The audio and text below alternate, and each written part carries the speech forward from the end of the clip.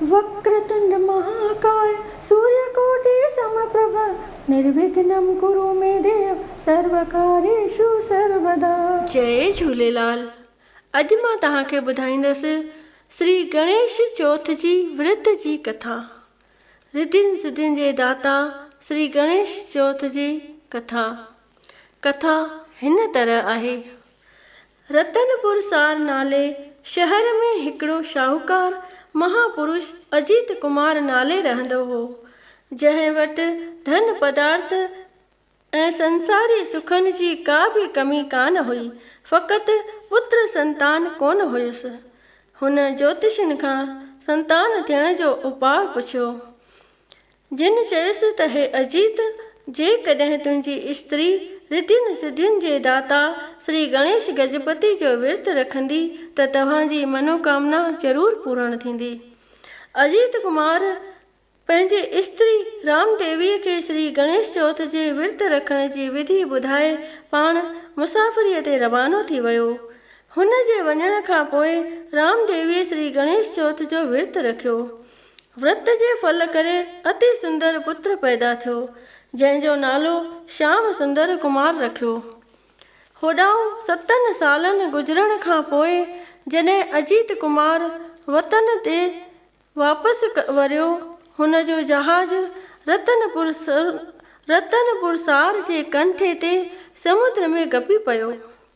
तॾहिं हुन ज्योतिषनि खे घुराए हुननि खां जहाज़ हलण जो उपाय पुछियो त हुननि ग्रह गोचर जाचे चयुसि त हे अजीत, हिन शहर में हिकिड़ो श्याम सुंदर रहंदो आहे।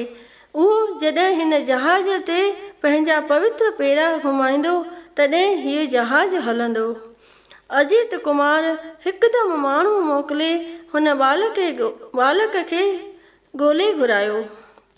बालक जे पेर पवण सां जहाज़ हिकदमि हलणु शुरू थी वियो। तंहिंखां पोइ हुन बालक खे गोद में विहारे अजीत कुमार हाल हवाल पुछियो, जंहिंमां हुनखे पतो पियो त हीअ त मुंहिंजो ई पुत्र संतान आहे। ख़ुशीअ मां हुनखे गले लाताईं, भाकुर पाताईं। जहाज़ बि अची कंधीअ सां लॻो। हीअ ॿई पीउ पुट जीअं रस्तो वठी घर पिए विया, वाट ते हुननि हिकु अजीब तमाशो ॾिठो। छा ॾिसनि त हिकु अजगर नाग बाहि जे भंभड़ में जली रहियो आहे। हुननि पीउ पुटनि खे पाण ॾांहुं ईंदो ॾिसी नांग पंहिंजे बचाइण लाइ वेनती कई। हुननि खे दया आई ऐं नांग खे ॿरंदीअ बाहि मां ॿाहिरि कढियऊं। तॾहिं नांग हुननि खे डोड़ी अची ॾंघणु लॻो। तंहिं ते हिननि चयुसि त हीअ छा, भलाईअ जो बदिलो बुराई। नांग चयुसि त तुंहिंजे स्त्रीअ गणेश चौथ जो विर्त जो पालन कोन कयो आहे, तंहिं करे मां तव्हांखे कीन छॾींदुसि। नांग जी इहा अजीब वार्ता ॿुधी ॿिन्ही पीउ पुटनि नांग खे वापसि अचण जो अंजाम ॾिनो ऐं पंहिंजे घर रवाना थिया। उते अची छा ॾिसनि त रामदेवी श्री गणेश चौथ जो विर्त रखी ॾाढे प्रेम सां हुन जी पूजा प्रतिष्ठा करे रही आहे। हिकु तरफ़ कचो खीर ऐं ॿिए तरफ़ कुटीअ जो कटोरो रखियो अथसि। हुननि जे विच में गुल फुल रखिया आहिनि ऐं चंदन धूप दुखी रहिया आहिनि ऐं चौमुखी जोत जली रही आहे। हीअ सभई घर जा भाती चंद्रमा खे खीर जो अर्घु ॾेई खाई पी मज़े सां सुम्ही पिया। होॾां नांग जॾहिं ॾिठो त अजीत कुमार ऐं श्याम सुंदर मोटी कोन आया, तॾहिं उन्हनि खे ॾंघण लाइ हू संदनि घर में घिरी आयो ऐं जेको बचियल प्रसाद कटोरे में रखियो हो उहो सभु खाई जीअं ख़ुशीअ में गदगद थींदो अॻिते वधियो, तीअं गणेश गजपतिअ पंहिंजे त्रिशूल सां खेसि मारे ख़तमु करे छॾियो।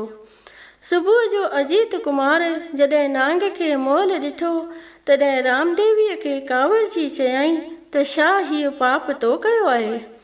रामदेवीअ चयो त स्वामी, मां हीउ पाप कोन कयो आहे। गणेश गजपति जो रिद्धियुनि सिद्धियुनि जो दाता आहे, उन्हीअ ई हिनखे त्रिशूल हणी मारे छॾियो आहे। हीउ असांखे खाइण आयो हो, चङो थियो जो असां बची वियासीं। गणपति महाराज असांजी पाण रक्षा कई आहे। इहा सभु लंबोदर महाराज जी कृपा आहे। रामदेवीअ जी इहा ॻाल्हि उन्हनि खे दिलि सां लॻी। सभई घर जा भाती गदगद थी गणपति महाराज जी हीअ आरती उतारण लॻा। सभई चओ गणेश भॻवान जी जय। जय गणेश जय गणेश जय गणेश देवा, जय गणेश जय गणेश जय गणेश देवा। माता जाकी पार्वती पिता महादेवा, माता जाकी पार्वती पिता महादेवा।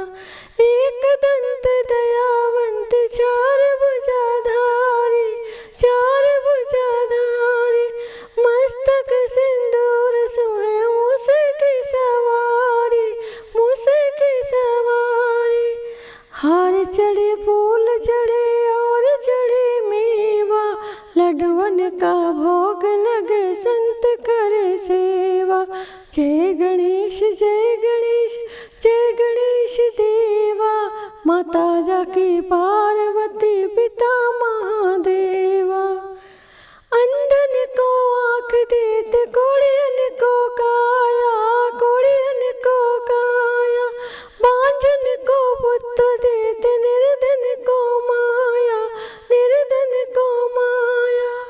पान चढ़े फूल चढ़े और चढ़े मेवा, लड्डुअन का भोग लगे संत करे सेवा। जय गणेश जय गणेश जय गणेश देवा, माता जाकी पार्वती पिता महादेवा। दीनन जी लाज रखो शंभु सतवारी, शंभु सतवारी। कामनाओं को पूरा करो जग बलिहारी, जग बलिहारी। हार चढ़े फूल चढ़े और चढ़े मेवा, लड्डुअन का भोग लगे संत करे सेवा।